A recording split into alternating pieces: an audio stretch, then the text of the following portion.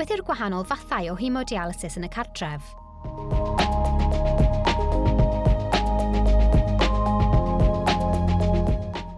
Gallwch gael haemodialysis gartref yn ystod y dydd neu'r nos.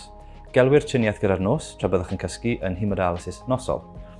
Dyn ni'n eich annog chi i ddewis cynllun triniaeth sydd orau ar gyfer eich iechyd, ar gyfer eich bywyd gwaith a chymdeithasol. Dyn ni'n eich annog i gael dialysis yn amlach ac am gyfnodau hirach, nac mae pobl yn uned dialysis.